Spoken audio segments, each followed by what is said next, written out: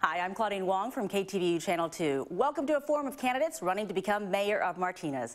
Today's forum is sponsored by the Contra Costa Elections Division, Contra Costa Television, the League of Women Voters of Diablo Valley, and the League of Women Voters of West Contra Costa. We're recording these roundtables here in the studio of Contra Costa Television. The candidates are Llamas-Morales and Rob Schroeder. We did draw lots before the show to determine the speaking order, so we will begin with Llamas-Morales. And just tell us your top priorities for the city of Martinez.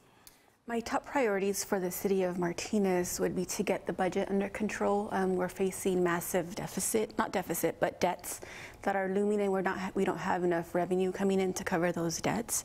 To get the marina to be a recreational family destination, so similar to what Santa Monica, Venice Beach, maybe Benicia, something along those lines, so families can come down and enjoy it. To get a quality of life in Martinez to where all families can enjoy the city, like community gardens, more recreation, it sounds like you're walking paths, things like that along the city of Martinez. Bring it into the millennial century, so with more progressive ideas, more investments into what the city can offer the families. Okay, and Rob Schroeder, I'll send it to you about your top priorities. Well, we've made a lot of progress in our roads. We got Measure D passed about 2 years ago, so we've tripled our paving budget. That's just starting to come online. But my emphasis over the next 4 years is the waterfront. Downtown is really revitalizing. It's kind of a renaissance that's occurring in our downtown. A lot of new businesses, coffee houses, restaurants. It's alive after 5. Now we're going to work on the waterfront. That's the marina, all the landside development, and we're talking Senate Bill 1424 granted all those lands to the city from the state. There are restrictions. We can't put any housing down there, but we can put maybe restaurants, small hotel, recreational activities. That's really where my emphasis is. You know, and I've heard, the city of Martinez, and specifically the downtown, described as this place of untapped potential. I'll let you follow up right now with just why do you think it's taking so long to make that downtown something that it seems both of you guys agree and the waterfront needs to be turned into something more? Well, you know, the catalyst, in my opinion, what really started the renaissance was when we passed our earthquake retrofit ordinance about 7 years ago. That forced property owners to do improvements to their building, earthquake safety, ADA improvements, flood improvements, and so on. The good property owners did that work. The ones that aren't so good sold, and we had new investment come in. And I think that's really what occurred. That, along with a good economy. Yasmin? The question again was? Your thoughts on what the biggest hurdles are to turning the downtown. You mentioned the marina, making that a place for families to go, the untapped potential down there. Why do you think it's taken so long to really see the potential of that area? I think a big problem is that the downtown area, the marina, is dead after 5. Once the people that come to visit the courts, etc., leave, there's not much going on down there. And everybody tends to go outside of the downtown marina area. They'll go into Pleasant Hill, they'll go into Concord. So we haven't been able to keep people in the downtown marina area. Everybody seems to scatter away. So we need to do something to retain people in that area and have them stay there to spend their money, to recreate, to have fun. Sun Valley Mall is probably going to be dying in about 10-15 years. So we need to work on that and focus the people that are going to the mall to come into the downtown Martinez area, come into Martinez and spend their money and have fun, enjoy themselves. We have a big problem with retaining people here in the center, the heart of Martinez. So we need to focus on doing something to keep them here so they can spend their money and bring revenue that is much needed into our city.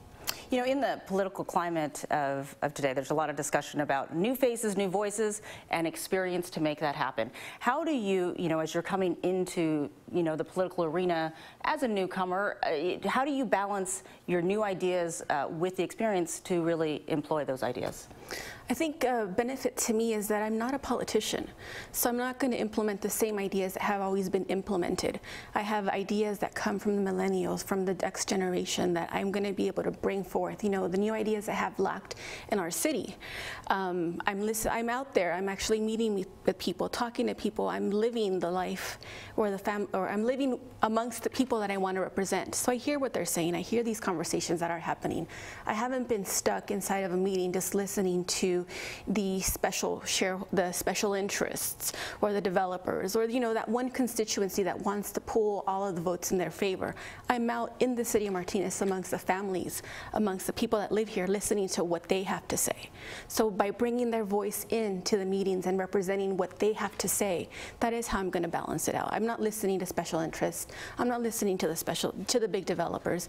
I am not listening to anybody that has any pull or power over me. I'm simply listening to the families of Martinez, what they want their city to reflect. And how do you respond to that? Well, I'm not, believe it or not, I don't think of myself as a politician either. I'm an insurance broker, and I've been serving the city of Martinez for several years, and I got into this because I care about Martinez, and I still care about Martinez. I think we're right on the edge of something really great. My opponent said that downtown is not alive anymore, but it is. It is. It's changed over the last 4 or 5 years. I agree with her that yes, people in our community were going to Lafayette, or they're going to Walnut Creek, they're going to Concord to have fun. My kids always said there's nothing to do in Martinez. Well, there is now. We've got a professional baseball team downtown. There were hundreds and hundreds and hundreds of people there every single game, and there were just kids everywhere. I mean, there's a real revival going on, there's really no large developments that are planned other than Pine Meadows, which is in court, and I'm sure we'll talk about that. So there's no big developers looming at the city limits handing out $100 bills. Let me follow up with how you get the city council and the mayor, everyone on the same page, and how challenging that is, not just in Martinez, but... It's very challenging. I have to say the makeup of our city council right now is excellent. One of the best that I've ever served on. And we don't always agree. We have differing views. We respect each other. We're all working really, we're rowing in the same direction, I should say. Now, maybe at different paces, maybe we have different things that we want to, work on, but we're all going in the same direction. And so it's a unique opportunity we have right now, but it is very difficult. I've been on some councils that you just get nowhere because all you're doing is fighting. And how do you feel about the city council and your ability to bring people together in order to make some of these changes that you're talking about?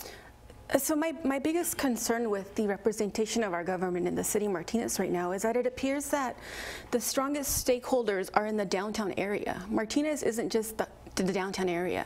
We have so many neighborhoods, and it spans south of the Highway 4 corridor, and I'm afraid that those areas aren't being listened to. They're not considered part of Martinez. And I've lived on the south side of Highway 4. My kids went to Hidden Valley Elementary. I'm used to the center neighborhood and the Hidden Lakes, Hidden Valley Park area. Martinez is so big that my biggest concern is that the emphasis is just focused on downtown, when Martinez is a huge city in itself. I know that working on the council is probably going to be hard just because I am against that dynamic where most of the representation focuses on the downtown area. But I need to make sure as mayor that all of Martinez's voices are heard, not just the downtown area. So that leads me into his next question about redistricting, because that's obviously been a big topic of conversation. Obviously, the mayor's race is at large. It's the only one. What do you think of this redistricting map and moving forward, and how it's affecting people voting in this next election? I am not happy with the way the lines were drawn.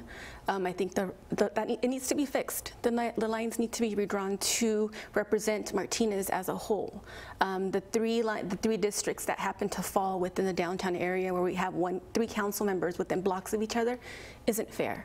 The lines should have represented the boundaries where the schools are divided. If I become mayor, I will redraw those lines, and I will have equal representation, equitable representation throughout the city for all neighborhoods. So as mayor, you were part of this process. How do you shed some light on this and really talk to the people who are pretty upset when they look at the map? Well, first of all, I think redistricting is a joke in Martinez, that it's a community of 37,000 people. And it doesn't make sense. We had no areas of minorities in high propensity areas that in any part of the city. It's a very homogeneous city. And first of all, I didn't agree with it, but we got forced into it under threat of lawsuit. So we drew the lines based upon what Pasadena did, very similar to that, is that they wanted everybody to have a part of their downtown. because the downtown, whether it doesn't matter what community it is always the heart of that community. It's kind of the identity of that community. And so people that live in any part of town will feel that downtown is the heart. I mean, that's their downtown. But anyway, the lines were drawn north to south to try to get it so everybody had a piece of every part of Martinez, and that we didn't pit one part of town against the other for resources. So you wouldn't change it? Well, I'm sure it could be improved, yes, and it's going to happen in 2020 anyway. So we'll find out then. Okay. Can I respond to that? Absolutely. As a Latina and as a daughter and granddaughter of immigrants, I don't think it's a joke. Martinez isn't as homogenous as you say it is. For you to say that it's a joke and the California Fair Voter Rights Act, to say that that's a joke, that's insulting to me. You need to recognize that Martinez is diverse. There are many ethnicities. There are neighborhoods that have very diversity populations here.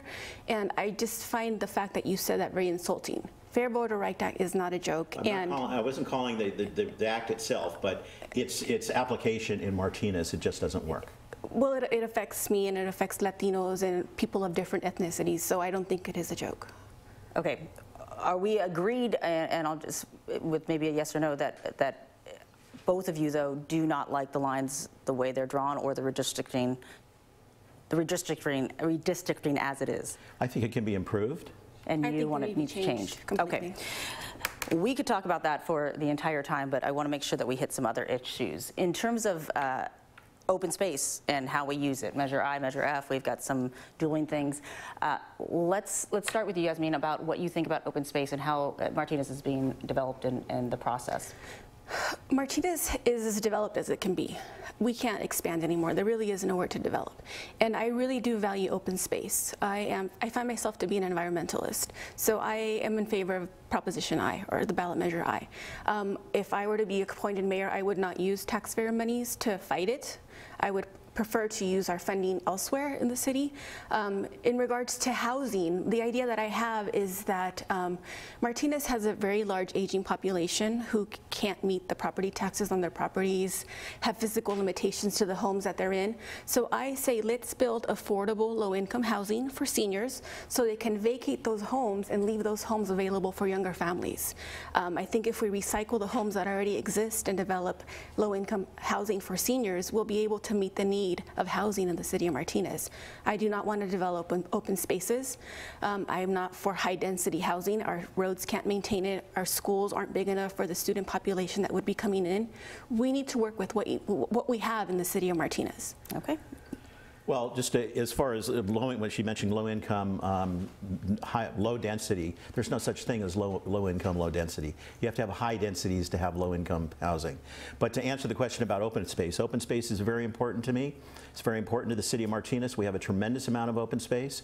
In fact, we're negotiating with a development company that owns Alhambra Highlands, which are beautiful ridge lines in the south of town. And we are hoping to purchase that for permanent open space. You know, Measure I, Measure F. Measure I, in my opinion, has so many holes in it. It contradicts itself. That's the problem with it. That's why we took it to court. That's why it's still in court. And the judge, at the time of when we were trying to keep it off the ballot, said, no, we're going to let it go on the ballot. And I'm not going to rule on all these other issues you brought up. But after the election is over, if it passes, we'll revisit that. And that's where it is right now. Okay, in terms of developing in general, fixing the current infrastructure, all new buildings or new developments, where do you stand on that? Well, obviously infrastructure is roads. We're working on that right now. We've got $4 million worth of projects ready to start just in a few weeks. That's all Measure D money. Not all of it, a lot of it is. My future, I see in the future any kind of development is going to be reuse of properties that are underdeveloped. They're in areas in the downtown that are, the use is not very good. It's warehouse, it's parking lots, it's things such as that, and we have to look at transit-oriented development, which is higher density, also has lower parking requirements, but it's around transit hubs where people can use transit, buses, trains, and so on to get to work. All right, I'll give you a chance to respond to that. I think all of Martinez needs to be redeveloped. I don't believe in bringing in new developments, but we have a lot of vacant, dilapidated buildings throughout the city, not just in downtown, that we can work with. I want to keep the downtown historic, but I want to bring lots of businesses to the historic feel that it has. I don't want to bring high density to downtown area. I think we can work with what we have and bring in businesses with what we have. I want to keep that charm that Martinez has always had and keep it that way and make it a beautiful downtown area where people can come and visit and see. But on the same token, the outside, the perimeters of Martinez all over the area need to be developed where there are commercial zones that are vacant, aren't being used. We can work with that. Apartment complexes that are just old, that aren't up to code, that don't meet the need for their use, we can work with those too, all over the city, not just downtown. What do you think is the one topic that defines the two of you the most? I would say the finances of the city. If elected mayor, I want to tackle all of the debt that we have.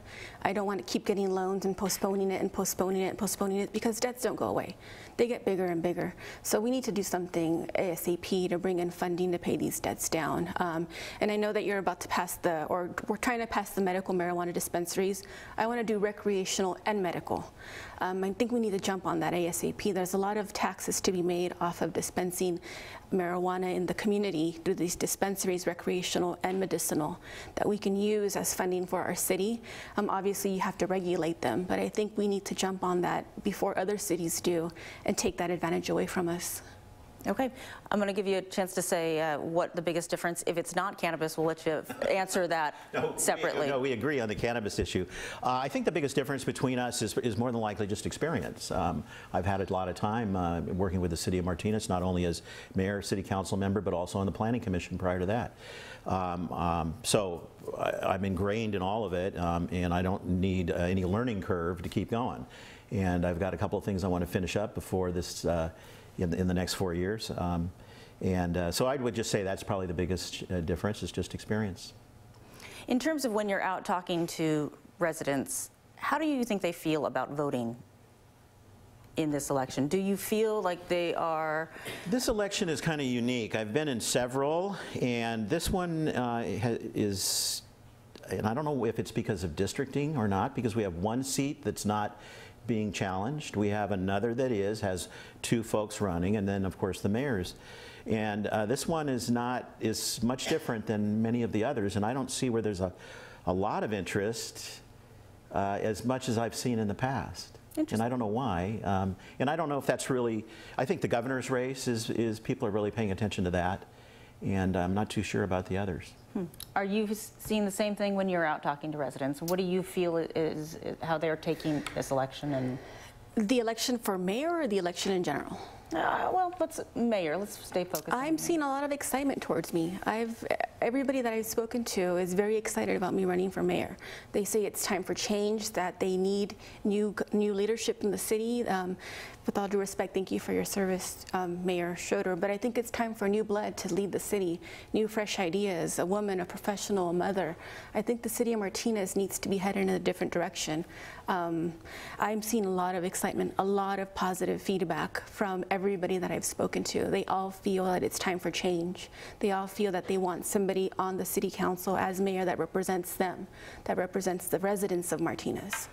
So if you could talk about, you've talked about the downtown, you've talked about the redistricting, but in terms of when you walk around the city and you say, day one, this is where, and you talked about the budget, but day one, this is where you're going to see the most change, because sometimes there's the behind the scenes stuff where people are working on a lot of things and they don't see that. Where do you think they would see the first change if you were to be elected mayor?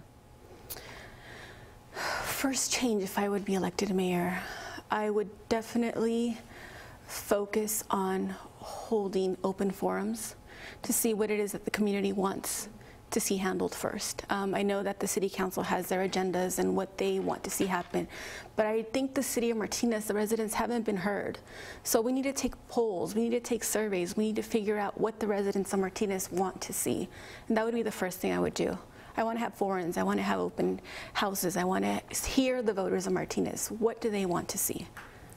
Well, we took a poll not too long ago in anticipation of what we call Measure X now, which is a half-cent sales tax, general revenue sales tax, sorry. Thank you, it was a mouthful. So it shows us exactly what is important to Martinez citizens. That's public safety, they're worried about homelessness, they want to see more development in the downtown, they want roads, roads are really big. So I agree with her. I mean, it's important to take the pulse of what the folks out there want to see. Open forums, we're going to start right after the first of the year, a whole set of public forums on the waterfront, because that's the next thing that we want to tackle. We wanted to ask people, what do you want to see down here? What don't you want to see down here? And then we're also going to start in a non-election year, we always do this in non-election years, is we have city council meetings and we take them out to the neighborhoods. But do you think, in response to what she has said, that people feel like it's the same machine that's grinding along? And how do you make sure that, you know, the fresh voices that want to be heard are heard? Mm-hmm. Well, they can come to city council meetings, of course. Like I say, we do have neighborhood meetings from time to time. Anyone is welcome to come down to the city council. They can contact any of their city council members or mayor anytime they want. I get a tremendous amount of emails and requests for meetings, and I always make those. It's actually an open government. It's more open than I think people seem to realize. It's just that some people just don't take the time. And then how do you respond to he was saying that he can hit the ground running the day after the election because this is something that he has been doing and knows the inner workings of how it works as a newcomer, and you said you don't consider yourself a politician, you're jumping into this. Do you feel there is this learning curve that might make it difficult? There always is a learning curve, but I mean, if he's going to hit the ground running, he's obviously going to be running in the same direction he's been running since he's been mayor for, what is it, 24 years? Or 16 years. So, I mean, you know, there's different paths to take. And yes, there's a learning curve, I'm not going to lie. But you know what, I'm a quick learner. I've always succeeded at what I've done. And I think the residents of Martinez are ready for new leadership. And so in terms of your other life, what is the biggest skill that you bring into the mayor's office? I know how to listen. I know how to listen. I know how to bring people together. I know how to get people to negotiate and agree on things. I don't put my interests ahead of others. I think we all need to listen to each other. Right now, Martinez is a very divided, hurting, fractured city, and we need to all come together and heal. Do you agree that Martinez is completely with it? I know that Measure F and Measure I was very contentious, so there's a lot of disagreement on that, but I don't believe that. I talk to people all over the community all the time, and they're saying how great Martinez is, and thanks for this and thanks for that. They're really enjoying living here, and that shows in the polling as well. So how do you reconcile what she's seen and what you're seeing? I don't know. I mean, I'm in the trenches every day, and I have been for years. So maybe I think I have a good pulse on what's out there. There are people that are unhappy, obviously, but there always will be, and you know, that's the way it is in every community. How do you reconcile the happy, content, and really engaged folks that he's seen with the fractured, divided city that you're seeing? Well, I think first we need to recognize the fact that Martinez is hurting. It is a happy city to live in, don't get me wrong. It is a good place to live. But the residents of Martinez are divided, and it's not pretty. You can just, you know, go on next door, go on rants and raves. The division in the city is really bad. And I think we need to recognize the fact that that is here. If you don't recognize it, we're not going to be able to heal. Do you think there's a part of the city that is not represented in the next door in the rants and raves section that you're seeing? Well, they're all over the place. Log into all the forums online and you will see what exists. It's not just one certain website or one certain portal. It's all over the place that you hear the differing views, the disagreements. It's not good. But on that same token, it is a good city to live in. I think it's really easy to attack each other behind a keyboard. So maybe we don't see the fact that people aren't going to, be willing to express their discontent to your face, but it's there. Okay. Well, thank you to both of our candidates for answering these questions for us today and these important questions about what's happening. Each candidate is now going to have 90 seconds to make a closing statement, and we will start with Rob Schroeder. Good evening.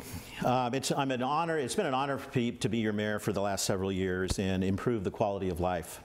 And I remain focused on getting things done. We've balanced the city's budget year after year after year. We have a very healthy reserve right now, although we're looking at some real challenges over the next several years.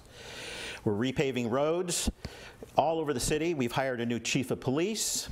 We're hiring more police officers. We've engaged with the 211 program to move homeless off the streets and into treatment.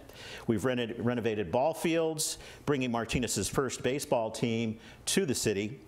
We supported new shops, restaurants, coffee houses, breweries, and downtown is awakening. We've upgraded our parks. We put over $30 million into all our parks and pool.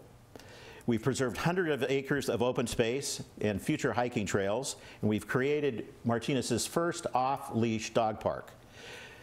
My to-do list is to hire additional police officers, to replace faulty water mains, to strengthen the city finances, and to rebuild the waterfront with a restaurant, event center, possibly a boutique hotel, and future ferry service. It's been my honor to be your mayor for the last several years, and I look forward to your support and would be honored by your vote. Thank you. In your closing statement? My name is Llamas-Morales. I am a granddaughter of immigrants. My grandmother and my father harvested strawberries in Ventura County. My father later retired as a union machinist. My husband is a union iron worker. My extended family all are part of unions. I actually work in the corporate world.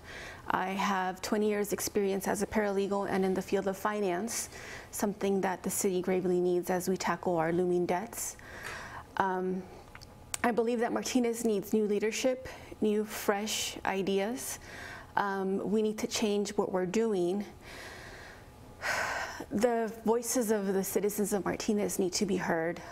As a working professional mother, I hope to bring in that frame of mind into our city so we can handle issues not just from a government way of implementing things, but as a professional mother, as a resident of Martinez, listening to the things that people that live here want to see happen.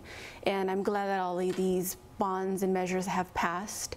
But I think there's more work to be done. And I agree, we do need our police forces, which need to strengthen.